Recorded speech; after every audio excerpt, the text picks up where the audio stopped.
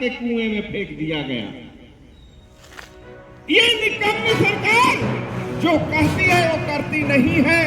भाजपा रनिया मंडल अध्यक्ष निखिल कंडुलना की अगुवाई में रनिया प्रखंड कार्यालय परिसर का समक्ष प्रखंड क्षेत्र के जयपुर निवासी आदिवासी बेटी अर्चना कंडुलना की हत्या का विरोध में धरना प्रदर्शन का आयोजन कर हत्याकांड में शामिल हत्यारे को सजा दिलाने की मांग की गई।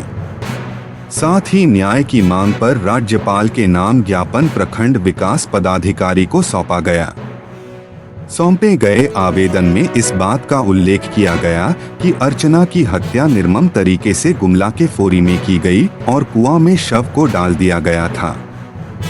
इस हत्याकांड की भाजपा कार्यकर्ताओं ने सीबीआई जांच की मांग भी की है। मौके पर तोरपा विधायक कोचे मुंडा पहुंचे। विधायक कोचे मुंडा ने कहा कि झारखंड में हेमंत सोरेन की सरकार में आदिवासी बेटियां असुरक्षित हैं। आए दिन नरसंहार, हत्या जैसी वारदात होना झारखंड में आम बात हो गई है।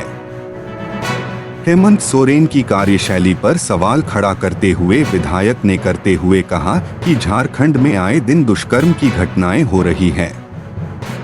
हेमंत सोरेन महिलाओं को सम्मान देने के बजाय प्रताड़ित कर रही है।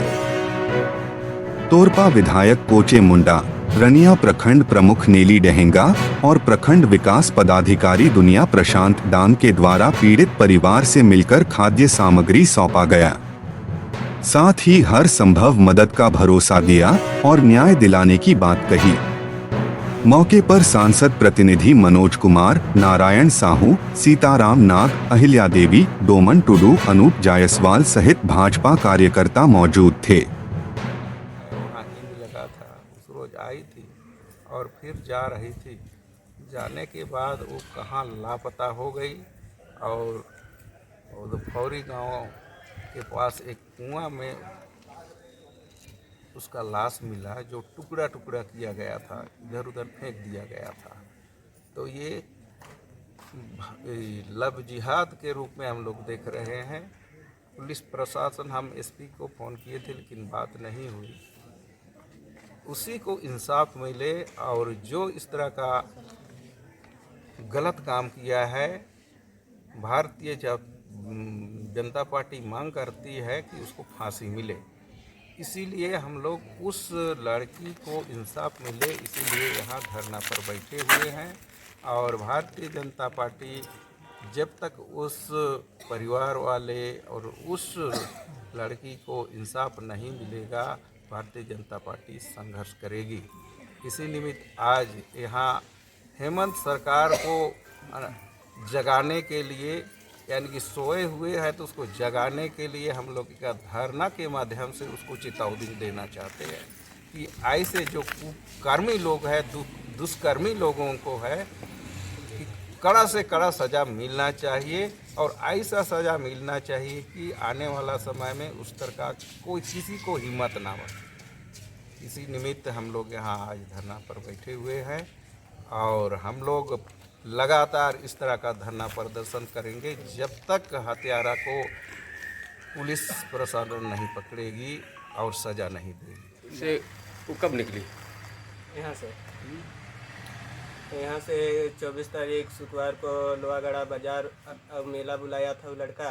फिर वहाँ गया, फिर तुम लोग का घर जाएंगे, चिकन उकन पकाएंगे, उसके बाद एक दिन तुम्हें लोग का घर में रहेंगे बोला। फिर वो लड़का आया नहीं। उसका मेरा दीदी खाली आई। उसके बाद थोड़ा दिन थी, 27 तारीख को घर से निकली कि हम रांची जा रहे हैं, फिर वहाँ ट्रेन पकड़ के चले जाएंगे हम काम करने बोल के।